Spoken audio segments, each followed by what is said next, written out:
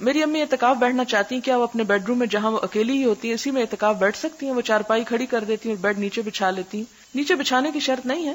کیا یہ ٹھیک ہے؟ کیونکہ میں نے سنا اپنے ہی روم میں تلائی پہ نہیں بیٹھنا چاہیے. اصل بات یہ ہے کہ مسنون اعتکاف تو مسجد میں ہوتا ہے. جیسے ازواج مطہرات نے خیمے لگائے تو مسجد ہی میں گئی. قرآن پاک میں بھی آتا ہے وَأَنْتُمْ عَاكِفُونَ فِي الْمَسَاجِدِ، اور تم اعتکاف کر رہے ہو مسجدوں میں. اس میں مرد اور عورت کی تخصیص نہیں کی گئی. سنت سے یہی چیز ثابت ہے. لیکن اس زمانے کی ظاہر ہے کہ مسجدیں محفوظ تھیں، آج ایسی چیز نہیں ہے. تو جو عورت تمنا کرے اور اس کے آس پاس کوئی مسجد بھی نہ ہو، کوئی راستہ نہ پاتی ہو، تو وہ اپنے ہی بیڈ روم میں کر سکتی ہے. اس میں بیڈ روم کے اندر الگ سے پھر پردہ لگانا شرط نہیں. ہاں اگر ایسا کمرہ ہو کہ جس میں اور لوگ بھی سونے والے ہوں اور آپ بھی ہیں تو آپ ایک کارنر میں ایک اوٹ کر لیں تو بہتر ہے. لیکن اگر اکیلا کمرہ ہے تو خالی ایک کمرے میں بیٹھے رہنے سے کوئی فرق نہیں پڑتا. آپ نیچے سونے کا تکلف نہ کریں، ہو سکتا ہے کہ ڈرافٹ سے آپ کے سر جو ہے وہ ٹھنڈا ہو جائے. آپ اس کے علاوہ بیڈ پہ بھی سو سکتے ہیں. میں نے نیت کی تھی کہ 7 سال اعتکاف بیٹھوں گی، لیکن اس سال میں نے داخلہ لے لی یہاں اور پڑھنے کا بھی ثواب ہے، تو کیا کیا جائے؟ پڑھیں، علم حاصل کرنا فرض ہے اور اعتکاف جو آپ بعد میں کر سکتی ہیں. پھر یہ ہے کہ انہوں نے اس نیت سے کہ 7 سال اعتکاف بیٹھنے سے حج کا ثواب ہوتا ہے، ایسی کوئی بات نہیں ہے. حج کا ثواب نہیں ہوتا، لیکن چونکہ اب آپ نے نیت کر لی ہے اس لیے اس سال کو چھوڑ کر آئندہ آپ کر لیجیے. پھر اسی طرح یہ ہے کہ اگر ہم نیت کر لیتے ہیں کہ 2-3 سال اعتکاف کریں گے تاکہ اللہ تعالیٰ ہمارا یہ کام کر دیں، کیا اس سے بھی ثواب ملتا ہے یا ثواب اس بدلے میں جو کام اللہ تعالیٰ کر دیتے ہیں اس میں چلا جاتا ہے؟ اصل بات یہ ہے کہ اس طرح کی شرائط رکھنی نہیں چاہیے کہ اگر یہ ہو گیا تو اللہ تعالیٰ میں یہ کروں گی، اسی لیے اسے ناپسندیدہ کہا گیا ہے. آپ ویسے ہی اللہ کی خوشی کے لیے کریں اور اس میں دعائیں مانگیں تاکہ آپ کا کام بھی ہو جائے. عورت اکیلی اعتکاف کرے گی، لیکن ایک مرتبہ حضرت ام سلمہ نے حضور صلی اللہ علیہ وسلم کے ساتھ اعتکاف کیا. ساتھ کا مطلب یہ نہیں کہ انہی کے خیمے میں کیا، الگ خیمہ تھا. ساتھ کا مطلب ہے ایک مرتبہ، یعنی جب آپ کر رہے تھے تو انہوں نے بھی کیا. ایک مسجد میں مولوی صاحب اعتکاف کے مسائل بتاتے ہوئے کہہ رہے تھے کہ عورتوں نے اگر جمعہ کا غسل کیا تو ان کا اعتکاف ٹوٹ گیا. نہیں، ایسی بات نہیں ہے. غسل خانہ میں صابن استعمال نہ کریں. ڈھونڈو کہ یہ اس کی کیا مصلحت ہے. اسلام تو سب سے زیادہ طہارت سکھاتا ہے. اگر آپ صابن نہیں استعمال کریں گے تو آپ کو نماز میں کیسے سکون ملے گا کہ آپ پاک ہیں. اب آپ کہیں گے کہ حضور تو صابن نہیں استعمال کرتے تھے، یا اس دور میں صابن نہیں تھا تو مٹی استعمال کی جاتی تھی، اور آج ہمارے گھر ماربل کے ہیں تو مٹی تو وہاں ملتی نہیں کہیں ڈھونڈے کو بھی. اس لیے اگر صابن اس کے آلٹرنیٹ مل گیا ہے تو اسی کو استعمال کر لے. مسجد میں اعتکاف والا شخص برتن یا کپڑے دھونے کے لیے ہرگز نہ جائے ورنہ اعتکاف ٹوٹ جائے گا، تو ادھر ہی دھو لے. اب یہ ہے کہ مثلاً کوئی غریب شخص ہے، اس کے پاس ایک ہی جوڑا اور شدید گرمی کا موسم ہے اور وہی پہنے 10 دن کیسے گزار سکتا ہے؟ تو اگر آپ اس کو منع کر دیں کہ وہ نہا نہیں سکتا یا کپڑے نہیں دھو سکتا تو یہ درست نہیں. آپ صلی اللہ علیہ وسلم نے بھی سر دھویا تھا اور حضرت عائشہ نے بلکہ آپ کا دھویا تھا، اور آپ کی ازواج مطہرات اعتکاف کے دوران مسجد میں بھی آئی تھی، وہ بھی پیچھے آپ پڑھ چکے ہیں. ایک لڑکی نے اعتکاف رکھا. اعتکاف کیا ہوتا ہے، اعتکاف کرنا یا اعتکاف کی نیت کرنا یا اعتکاف بیٹھنا بھی کہہ سکتے ہیں آپ، لیکن رکھنا نہیں. اور اس دوران حیض شروع ہو گیا، وہ فوراً اعتکاف سے باہر آ گئی. کیا ایسا کرنا درست ہے؟ اس کے سوا کوئی چارہ نہیں، اسے ایسا ہی کرنا پڑے گا. اگر یہ ٹھیک ہے تو کیا اسے قضا دینی پڑے گی؟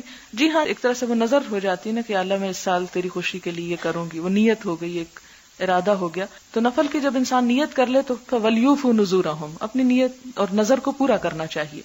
اب کیا کرے؟ یا تو وہ حضور صلی اللہ علیہ وسلم کی طرح شوال میں کر لے یا پھر آئندہ سال کر لے. میں نے ایک کتاب میں پڑھا کہ اسلامی بہنیں 12 مہینے میں جب چاہے نفلی اعتکاف کر سکتی ہیں. اصل آپ صلی اللہ علیہ وسلم کا جو طریقہ تھا وہ رمضان ہی کا تھا، لیکن ایک سال جب رمضان میں نہیں کر سکے تو انہوں نے کیا کیا؟ شوال میں کر لیا. تو مسنون تو یہی چیز ہے. اعتکاف میں کیا ہے کہ جم کر عبادت کرنا، اور آج کے دور میں بڑا ضروری بھی ہے. مثلا میں ایک خاتون سے ملنے کے لیے گئی، بہت نیک اور بہت عالم خاتون ہے. تو میں گئی تو مجھے پتا چلا کہ وہ اعتکاف میں ہے. تو میں نے کہا کہ یہ تو رمضان نہیں ہے. خیر شکر ہے کہ عصر قریب تھی اور اس کے تھوڑی دیر بعد ان کا اعتکاف ختم ہونے والا ہے، آخری عصر کا وقت تھا، ختم ہو گیا. تو میں نے ان سے پوچھا تو انہوں نے یہ مصلحت بتائی کہ اگر میں اعتکاف میں نہیں بیٹھتی تو میں کچھ پڑھ نہیں سکتی، لوگ مجھے نہیں چھوڑتے.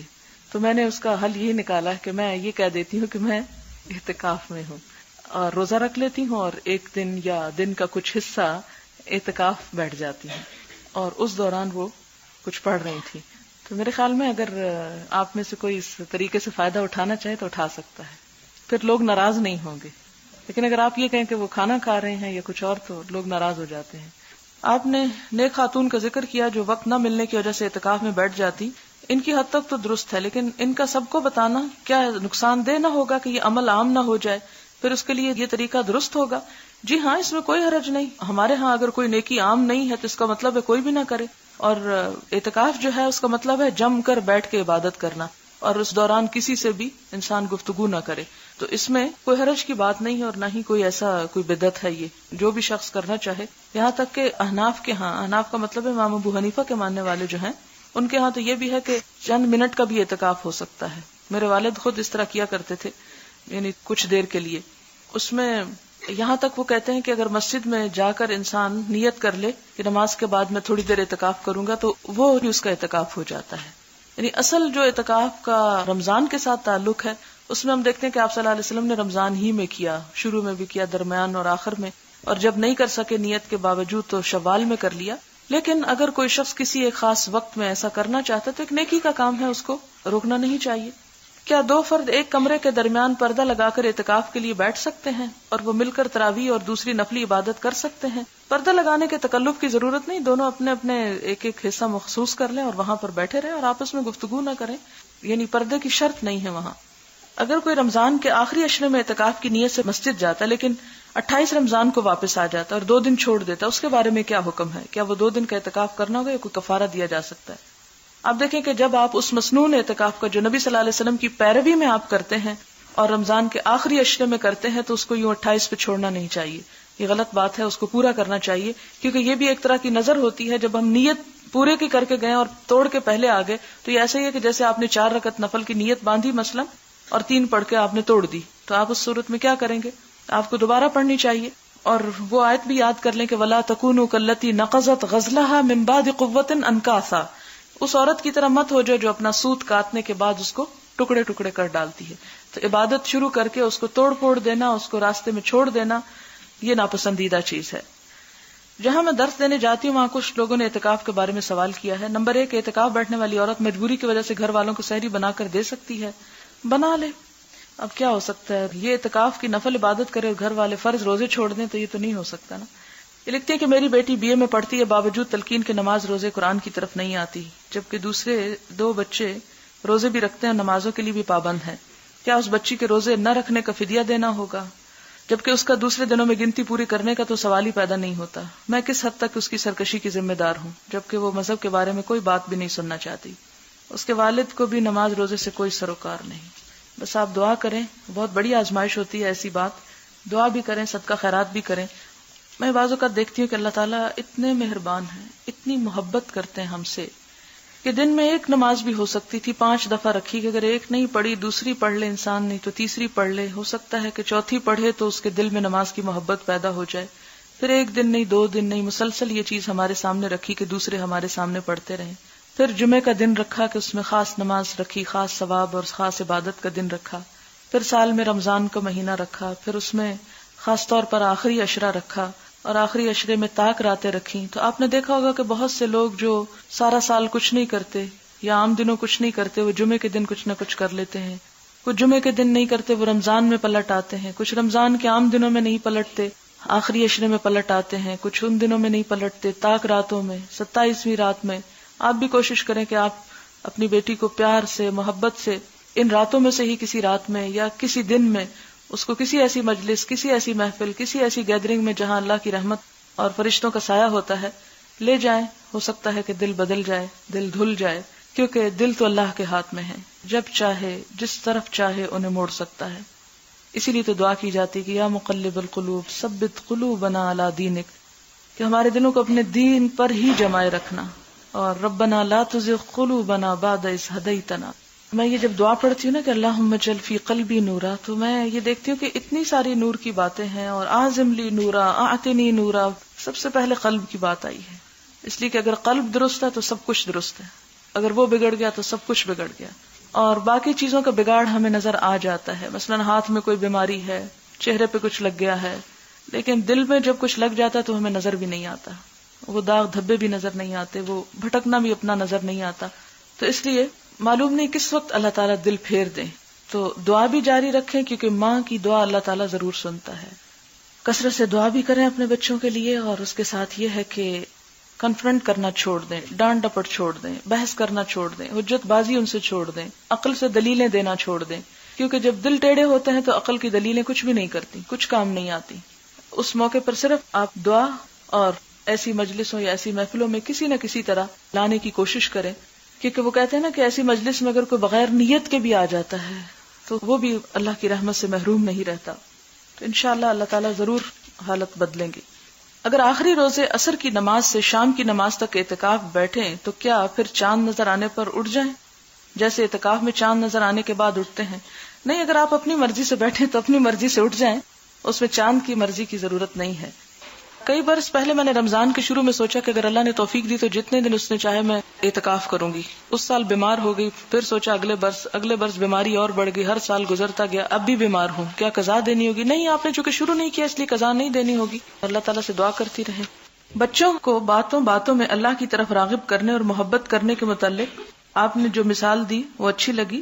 واقعی اگر مائیں ایسا کرنے لگیں تو کم از کم آنے والی ہماری نسل ہماری طرح سنی سنائی باتوں کو دین سمجھنے کی بجائے حقیقی اسلام کو آسانی سے سمجھنے لگے. اپنے بچے کی ایک بات بتانا چاہوں گی اگر آپ کو اچھی لگے. میں نے اپنے بیٹے کو بتایا کہ اللہ تعالیٰ اور محمد صلی اللہ علیہ وسلم کو بچوں سے بہت پیار ہے. اللہ تعالیٰ چاہتا ہے کہ تمام بچے پیارے پیارے کام کریں اور جنت میں جائیں، اور جنت اتنا بڑا اور خوبصورت پارک ہے کہ ڈزنی لینڈ اس کے مقابلے میں کچھ بھی نہیں. اسی طرح یہ کہ جب ہم چاہیں کہ ہمارا کوئی کام ہو جائے تو نفل پڑھ کر دعا کرنی چاہیے. اللہ تعالیٰ قبول کرتے ہیں اور ہمیں انعام بھی دیتے ہیں. بچہ لان میں کھیل رہا تھا، اس کو پانی میں ڈوبا ہوا ایک چیونٹا ملا، بظاہر بالکل مرا ہوا تھا. بچے کی محبت تھی، اس نے چیونٹے کو دھوپ میں رکھا اور نوافل شروع کر دیے. جب 6 نفل پڑھ چکا تو دیکھا کہ چیونٹا حرکت کر رہا ہے، تھوڑی دیر میں چلتا ہوا غائب ہو گیا. اس خوشی نے اس کو 5 وقت کا نمازی بنا دیا ہے. اب کہتا ہے کہ روزے بھی سارے رکھوں گا، اور میں چاہتی ہوں کہ تمام روزے نہ رکھے، اور اسے داؤدی روزے بتا رہی ہوں کیونکہ اس کی عمر ابھی 9 سال ہے. اللہ ان معصوموں کو ہمارے لیے صدقہ جاریہ بنا دے. جی ہاں، یہ انہوں نے بہت اچھی بات لکھی ہے کہ بجائے اس کے کہ ہم بچوں کو ہر وقت یہی کریں کہ اللہ تعالیٰ ماریں گے اور عذاب دیں گے اور جہنم میں پھینکیں گے، یہ بات بہت اچھی ہے کہ انہیں یہ بتایا جائے کہ اللہ تعالیٰ بہت محبت کرتے ہیں. اور حضور صلی اللہ علیہ وسلم کی تو بچوں سے پیار اور محبت کی بے شمار مثالیں ہمارے سامنے ہیں. اچھا جناب، پھر کچھ اور سوالوں کے ذرا جلدی سے جواب ہو جائیں. کیا یہ صحیح ہے کہ تراویح پڑھے بغیر روزہ نہیں ہوتا؟ یہ صحیح نہیں ہے.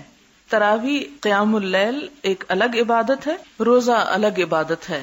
روزہ فرض عبادت ہے جبکہ تراویح ایک نفل عبادت ہے. کیا روزے کی حالت میں لپسٹک لگائی جا سکتی ہے؟ جی ہاں. روزے کے دوران بچے کو فیڈ کروایا جا سکتا ہے؟ جی ہاں، بالکل کروایا جا سکتا ہے. روزہ بچے کو فیڈ کرنے سے نہیں روکتا اور فیڈ کرانے سے روزہ ٹوٹتا نہیں ہے، مراد یہ ہے. میری ایک عزیز کی ناک بند اور سر درد کی تکلیف رہتی ہے، اس لیے اسٹیم لینی پڑتی. سادہ پانی کی اسٹیم یا دوائی ڈال کر پانی میں اسٹیم لینے سے روزہ ٹوٹ جاتا ہے؟ میرا خیال ہے وہ حلق سے نیچے اسٹمک تک تو نہیں جاتا، لنگز میں جاتا ہے، کوئی حرج نہیں. سوال ہے، آپ نے بتایا کہ روزہ اس وقت ٹوٹتا ہے جب منہ سے کوئی چیز اندر معدے تک لے جائی جائے، لیکن قے کرنے سے کہا جاتا ہے کہ روزہ ٹوٹ جاتا ہے، حالانکہ قے تو اندر سے ہی آتی ہے، پھر اس طرح کیوں روزہ ٹوٹ جاتا ہے؟ پلیز واضح کر دیں. آپ دیکھیں کہ جو قے خود بخود آ جائے اس سے روزہ نہیں ٹوٹتا. یعنی ایک شخص بیمار ہے، اس کو سکنس ہوئی اور ایک دم قے آ گئی، اس سے روزہ نہیں ٹوٹتا. روزہ ٹوٹتا ہے اس قے سے جو جان بوجھ کر قے کی جائے، یعنی قے نکالی جائے اپنے جسم سے. ٹھیک ہے، یہ فرق آپ کو معلوم ہونا چاہیے. ہر مہینے کے 3 روزے 13, 14, 15 کیا یہ روزے رمضان کے قضا روزوں میں لگا سکتے ہیں؟ نہیں. اس میں یہ ہے کہ یا تو آپ قضا کی نیت کریں اور ان دنوں میں رکھ لیں، تو آپ عام دنوں کی نسبت بہتر ہے کہ ان دنوں میں رکھ لیں. دوسری صورت یہ ہے کہ اگر آپ قضا رکھ رہے ہیں تو آپ کسی بھی وقت قضا رکھ سکتے ہیں. ٹھیک ہے. آپ نے بتایا کہ شعبان میں روزے رکھنا افضل ہے. کیا ان روزوں کی کوئی مخصوص تعداد یا تاریخ ہے یا پورے مہینے ہی میں روزے رکھے جا سکتے ہیں؟ اس میں کوئی تعداد نہیں ہے اور کوئی مخصوص دن نہیں ہے. اول حصے میں رکھنا بہتر ہے، آخری 15 میں رکھنے سے پہلے سوچنا چاہیے. اگر کسی کو یہ احتمال ہو کہ میں ان 15 دنوں میں روزے رکھ کے رمضان میں رکھنے کے قابل نہیں رہوں گا اپنی صحت کی خرابی کی وجہ سے یا کمزوری کی وجہ سے، تو اس صورت میں نفل کرتے کرتے فرض کو نہیں چھوڑنا چاہیے. اب چھوڑ دیں اور پھر رمضان کے بعد بھی شوال کا مہینہ بڑا بابرکت ہے، اس میں آپ زیادہ رکھ لیں اگر آپ میں ہمت ہو تو. لیکن اس میں تو ہمارا حال یہ ہو جاتا ہے کہ جو قضا ہوتے ہیں وہ بھی نہیں رکھتے، کہاں یہ کہ ان نوافل کا اہتمام کریں. کیا رمضان شریف سے 15 دن پہلے چھوٹے ہوئے روزے رکھے جا سکتے ہیں؟ اگلے رمضان سے پہلے پچھلے رمضان کے چھوٹے ہوئے روزے رکھ دینا ضروری ہے، اور اگر نہ رکھ سکے تو پھر کفارہ بھی دینا ہوگا اور قضا بھی رکھنی ہوگی. دونوں چیزیں ہوگی. یعنی اگر ایک رمضان سے دوسرے رمضان کے درمیان آپ نے نہیں رکھے، پھر رمضان آ گیا، رمضان رکھ لیے اور پھر رمضان کے بعد پچھلے سال کے بھی رکھ رہے ہیں، تو ان روزوں کا کفارہ بھی ساتھ دینا پڑے گا. یعنی فدیہ، وہ جو ایک مسکین کا کھانا ہوتا ہے، صدقہ بھی دینا پڑے گا. 15 شعبان کے بعد قضا روزے رکھے جا سکتے ہیں، لیکن اس بات کا یقین کر لینا چاہیے کہ کہیں ایسا نہ ہو کہ ان روزوں سے کوئی ایسی کمزوری یا بیماری آپ کو کیونکہ ہر ایک کا وجود مختلف ہوتا ہے، ایسی بیماری لاحق ہو جائے یا ایسی کمزوری ہو کہ آپ فرض روزے چھوڑ دیں تو پھر نہ رکھیں، پھر آپ رمضان کے بعد ہی رکھیں. لیکن اتنی تاخیر جو ہے وہ کوئی بہت اچھی بات نہیں ہے. کیا شوال کے 6 روزے قضا روزوں میں شمار ہوں گے؟ نہیں، قضا روزوں کے لیے نیت کا ہونا ضروری ہے. اگر آپ نے شوال میں روزے رکھے اور اس نیت سے رکھے کہ آپ رمضان کی قضا رکھ رہی ہیں تو پھر آپ کے وہ قضا ہوں گے، شوال کے نہیں ہوں گے. لیکن اگر آپ نے نیت یہ نہیں کی اور نفلی روزوں کو اب آپ فرضی میں بدلنا چاہتی ہیں تو ایسا نہیں ہو سکتا. شوال کے 6 روزے رکھنے کے لیے کیا یہ شرط درست ہے کہ 2 شوال کو روزہ رکھنا ضروری ہے؟ نہیں، کوئی شرط نہیں ہے، جب چاہیں رکھ سکتے ہیں. بخاری کے اینڈ میں جو حاشیہ میں تفسیر لکھی ہے اور مختلف آراء لکھی ہوئی ہیں وہ کس نے لکھی؟ وہ جو ہے اس کتاب کا ترجمہ کرنے والے نے لکھی ہے. کیا امام بخاری نے خود یہ تفسیر لکھی ہے یا بعد میں لکھی گئی؟ امام بخاری نے خود نہیں لکھی، بعد میں لکھی گئی ہے اور اس شخص نے اپنے ذہن کے مطابق لکھی ہے. لہذا ہمارے لیے اصل چیز جو ہے وہ اوپر کا ٹیکسٹ ہے، نہ کہ یہ نیچے کی شرح. کیا حدیث کی کلاس میں نیند سے چھٹکارے کے لیے سننے کے ساتھ ساتھ تسبیح کی جا سکتی ہے؟ کیونکہ رسول اللہ صلی اللہ علیہ وسلم کی محفل اس لیے گمان ہو کہ کہیں خلاف ادب نہ ہو. اس میں آپ دیکھیں کہ میرا خیال ہے تسبیح کرنے سے آپ کو اور نیند آ سکتی ہے اور تسبیح سے دھیان بھی آپ کا دوسری طرف بٹ جائے گا، پوری کنسنٹریشن نہیں ہوتی. کیونکہ جب انسان ایک ہی وقت میں سننا اور بولنا شروع کر دے تو اس کی توجہ پھر بولنے پہ زیادہ ہو جاتی، سننے پہ آٹومیٹیکلی لوز ہو جاتی. لہٰذا علم حاصل کرنے کے لیے غور سے سننا ضروری ہے. اور نیند انسانی بشری تقاضا ہے، آ ہی جاتی ہے، کوئی بات نہیں. کل مجھے بھی بہت آ رہی تھی. تو اس میں یہ ہے کہ ایسی صورت میں آپ اپنا پہلو بدل لیں. پہلو بدلنے سے مراد یہ ہے کہ آپ ایک تو الرٹ ہو کے بیٹھیں اور تھوڑا سا اپنے بازو کو نیچے ہی ایسے اسٹریچ کر لیں، ٹانگوں تھوڑا اسٹریچ کر لیں، جس کی وجہ سے آپ کی وہ جو سستی کی کیفیت ہے وہ دور ہو جائے گی. لیکن جتنا حدود میں، لمٹس میں سمٹ کے آپ اپنے آپ کو جگا سکیں وہ جگا لیں، تسبیح نہ پڑھیں. بعض اوقات بہت سارے سوالات صرف کامن سینس والے ہوتے ہیں اور لوگ ان کو پھر بھی پوچھ لیتے ہیں. یہ ان لڑکیوں کا قصور نہیں، یہ تو ہمارے گھروں اور معاشرے کا قصور ہے. یہ بیچاریاں BA MA تو کر چکی لیکن ان کو گھروں میں تربیت ہی ایسی نہ دی گئی کہ وہ اپنے دماغ سے کچھ سوچ لیں. یہ بیچاریاں تو گھر والوں کی ڈانٹ کھا کر ہر بات پر چپ رہ جاتی ہیں. ان کی رائے کو تو بہت حقیر سمجھا جاتا ہے، یعنی گھروں میں. اب جب کہ ان کے سامنے اس عمر کے حصے میں دنیا کی حقیقتیں کھلنا شروع ہوئی ہیں یا دین ہے اور یہ چیزیں پہلی دفعہ سننے کو ملی ہیں تو ان کو طرح طرح کے سوال دماغ میں آتے ہیں. اب اگر یہ اپنے دل و دماغ کے اٹھائے ہوئے سوال یہاں نہ پوچھیں تو کہاں جائیں، کیونکہ گھر میں تو کوئی صحیح جواب دینے والا نہیں. ابھی تو ان کو بہت سارا مطالعہ کرنے میں بہت وقت لگے گا. میرے خیال میں یہ بیسک سوالات ہیں جو ہر وہ شخص جو اس کو پڑھتا ہے اس کو جاننے کی خواہش ہوتی ہے. میرے خیال میں ابھی بہت کم وقت یہ پڑھتے ہوئے گزرا ہے. انشاءاللہ وقت کے ساتھ ساتھ اس پر ان کو عبور ہو جائے گا اور یہ لوگ ایسے سوال نہ پوچھیں گے. اللہ نے چاہا تو یہ لوگ بہت کچھ یہاں سے لے کر نکلیں گے. یہ میرے خیال ہے ان سب کے لیے لکھا گیا ہے جو ایسے سوالوں پر بہت کمنٹس دیتے رہتے ہیں. کیونکہ مجھے یہ شکایت ملی ہے کہ پیچھے جب میں سوال پڑھتی ہوں تو کچھ لوگ ساتھ ساتھ کمنٹس دیتے ہیں، یہ کل والا سوال، یہ وہی سوال، یہ غلط بات، یہ نہیں پوچھنا چاہیے، یہ عقل استعمال کریں. تو شاید یہ ان کے لیے ایسی رائے آئی ہے. میں آپ کو پہلے دن سے یہ کہہ رہی ہوں کہ میرے لیے ہر وہ چھوٹی سی چٹ بھی اہم ہوتی ہے جو کسی اسٹوڈنٹ کی طرف سے آتی ہے. میں اس کو پڑھتی ہوں اور اس پر ایک خاص وقت لگاتی ہوں اچھی طرح سمجھنے میں، کیونکہ بعض سوال واضح بھی نہیں ہوتے. مجھے کوئی اعتراض نہیں ہوتا جواب دینے میں، لیکن میں اس بات کا بار بار احساس اس لیے دلاتی ہوں کہ کامن سینس یوز کریں، کہ تھوڑا سا ہوش میں بھی آئیں. ایسا نہ ہو کہ جب میں جواب دے رہی ہوں اس وقت پھر سو رہے ہیں اور اگلے دن پھر وہی سوال کر لیں. کیونکہ بعض اوقات ایسا بھی ہوتا ہے کہ ایک دن جس کا جواب آ جاتا ہے اگلے دن پھر وہی وہی سوال ہے. دوسری بات یہ ہے کہ بہت سے ایسے لوگ بھی پیچھے موجود ہیں جن کو ان سوالوں کے جواب آتے ہوتے ہیں. ان کو میں یہ مشورہ دوں گی کہ جب میں سوال کا جواب دیتی ہوں تو وہ یہ دیکھ لیا کریں، ریپیٹ کر لیا کریں کہ ان کو جو جواب آتا ہے کیا یہ اسی جواب کے مطابق ہے یا فرق ہے. کیونکہ ہو سکتا ہے کہ بعض اوقات وہ دلیل آپ کے پاس نہ ہو جو یہاں سے شاید نئی دلیل آپ کو مل جائے. اور بعض اوقات یہ ہوتا ہے کہ ایک سوال کو ٹیکل کس طرح کرنا ہے، کیونکہ جو لوگ یہاں سیکھنے کو آ رہے ہیں انشاءاللہ معاشرے میں جا کے وہ ان چیزوں کو سکھائیں گے. تو خواہ آپ کو جواب آتا ہو، آپ بجائے اس کے کہ کمنٹس پاس کریں، دوسروں کو بھی ڈسٹرب کریں، آپ خاموشی سے سنیں، سننے والے بنیں اور سن کر وہ باتیں اچھے طریقے سے دوسروں کو بھی بتائیں. لکھا ہے نسخہ کیمیا. مجھے بھی لیکچر کے دوران غنودگی شروع ہوئی تو سمجھ نہیں آ رہا تھا کس طرح کنٹرول کروں. اب اللہ تعالیٰ کی توفیق سے لکھنا شروع کر دیا تو نیند اور غنودگی کا غلبہ ختم ہو گیا. شیطان سے پیچھا چھڑانے کا یہ حل بعد ازاں صدقہ جاریہ بھی بن سکتا ہے. بڑی خوبصورت بات کسی نے لکھی ہے کہ اگر آپ کو نیند آ رہی ہے تو آپ لکھنا شروع کر دیں، اور اس سے ایک تو نیند چلی جائے گی، دوسرا یہ کہ چند لکھی ہوئی باتیں بعد میں بھی یاد رہ جائیں گی اور بعد میں دوسروں کو بتانے میں بھی سہولت ہوگی. تو یہ واقعی ایک اچھی بات بتائی ہے کسی نے جس پہ عمل ہو سکتا ہے. سبحانک اللہم و بحمدک نشہد ان لا الہ الا انت نستغفرک و نتوب الیک. والسلام علیکم ورحمۃ اللہ وبرکاتہ.